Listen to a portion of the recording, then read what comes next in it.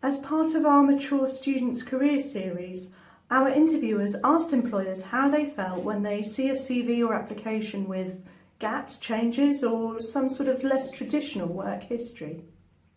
Personally, and my personal experience of this, seeing gaps in CVs and people chopping and changing, what they do, I think people overthink the impact of that. I don't think it's a problem. I don't think it matters. I think it's actually quite interesting. Gives you something to discuss quite a lot in the interview. I've seen gaps in CVs and not even asked why, because often it can be quite clear from what someone's telling you throughout the questions in the interview. I think it's something overplayed, and I don't think it should be a concern. I think as long as you are yourself and you talk about yourself in the interview, then the interviewer it should respect that and understand that. And for me, an interview is a kind of getting to know you process, and that's just part of who you are. I think it's more common now because of COVID. I think there was a lack of job opportunity last year, and either last year and the year before. So there's going to be a lot of people that have got those gaps on your CV, and you should recognise that it's not a major issue. I don't think. I think it is important that we provide people space. I think we live in times of much greater uncertainty than perhaps 30 years ago, where I think people do need to be a lot more flexible than they used to be.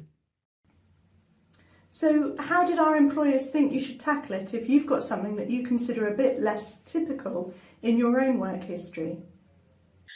The first thing I would say is address it, tackle it head on. This thing that happened in your life or your career or your education, which didn't go perfectly. If you ignore it or don't mention it, then an interviewer or someone reading your application is just going to have question marks. They're going to think, why? What's gone on here?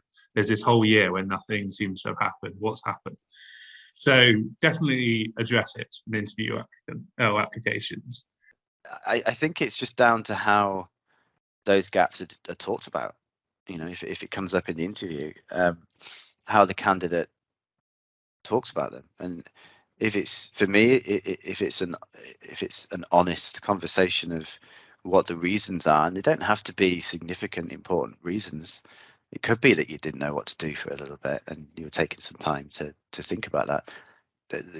I think it needs to come from you. There does need to be a narrative, and there a clear narrative woven into those experiences to show how they're building on each other. I think is a key point. How each of them are adding together to make you a more well-rounded and more capable individual to solve problems and apply yourself to different situations, and that will really depend on the individual. But I think crafting that narrative is key with that end goal in mind. When it came to more concrete tips, our employers' advice boiled down to two connected points. One is looking at the job description, thinking about the skills required for the particular role in question, and the other is then reflecting on your own experience and how you might tell your story in a way that shows you've got the relevant skills or qualities that are being looked for. In this next section, you'll also hear employers reflecting on their own work history and giving some examples of how they can now see that skills and experiences they had in the past have helped them in seemingly unconnected roles now. I think always starting with the end in mind can be good, particularly working from the job descriptions, working from the goals of the job, to boil that down to what are the key characteristics, the key skills, the key experiences which you want to be displaying, and therefore what's your key narrative that you want to be displaying. And I think then you can relate that to each of those experiences, whether it's a career break, it's a family, or a different job. You, I think, can draw those core skills or the core experiences out of those where relevant, and focus on some more than others according to where your narrative wants to focus. But I think explaining those career gaps and showing what you learned from those, what you built from those is a very positive thing. It doesn't need to be something which you'd automatically think of. Team building or working as part of a team, that's something which can crop up whether you're in sort of a manufacturing industry or retail, but is also really important when you come to the law as well. So transferable skills. The skills I use are skills that I've picked up from previous aspects of my career. So my ability to be able to talk to people, my interpersonal skills, these are all super important, and something that you develop over time. Not necessarily it's just a given. And there is that concept of some people aren't people, if that makes sense. Some people just don't like people, but I don't necessarily think that's overly true. And I think in most respects, sort of being able to deal with a customer, which is what we're doing on a daily basis. For instance, I'm talking to you now. You are effectively a customer in the same way I'm a customer to you. And these are skills I picked up from Tesco's when I worked there as a teenager, and then went on to a Saturday job in a jewellery shop. So people that are coming to us with that previous experience, I think they can see how they can fit in better compared to somebody that steps straight out of maybe even a master's in museum studies. Who knows? The other piece of advice, I guess, is to engage in a bit of self-reflection. By engaging in self-reflection, we further enable our younger experiences, the things in our CV we might be a little bit ashamed of. We further enable those to be relevant to a new situation. Coming from computer science, we often touch on this idea of abstraction, where we simplify a problem by removing the specific details and talk about the problem in a kind of more general context, and then it allows us to think in a way where we reapply the problem to new areas. That's the major skill in taking your prior experience and using it in your future work. So, talking to a customer in a restaurant, and handling that difficult conversation is going to be no different to talking to a stakeholder in a business engagement meeting, something you might not have done before.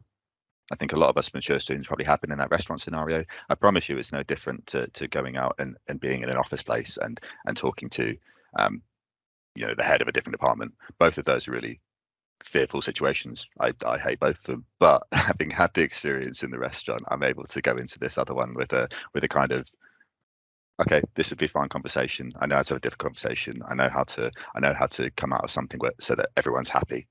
I know how to talk to someone who might be a little bit frustrated. I know how to give someone bad news. These are all things that we've done before, and I think the world of work can complicate things a bit sometimes and make things feel very different. If we can abstract it away in the computer science way, then we can think of everything as the same human skills. I think it's fine to have gaps on your CV as long as you can tell people what you're doing in them. I'm not a big believer in career paths, in that you go from one stepping stone to another with an ultimate destination in mind. I think that people pursue their interests and then they look back and then they see the path that they've taken. So I think it's more like a career track than a career path, because it's really only something that you see when you look behind you. So if you identify the things that have driven your decision making consistently, for me, I didn't know that I wanted to end up in VC, but what drove my decision making in retrospect was a continuous desire to learn. I never wanted to just identify one thing that I was really good at and do that. I'm perfectly comfortable trying to learn new things and acknowledging that at the start I'm not very good at them, and building up my skill set that way. That has been what has driven my career. Some people, perhaps people who stay in academia, just want to know more about one particular thing. That wasn't the right path for me, but it's a perfectly legitimate one. So I think as long as you can explain the decisions that you've made along the way, then I think that's fine. And sometimes it might just be as simple as, look, I needed to pay the bills.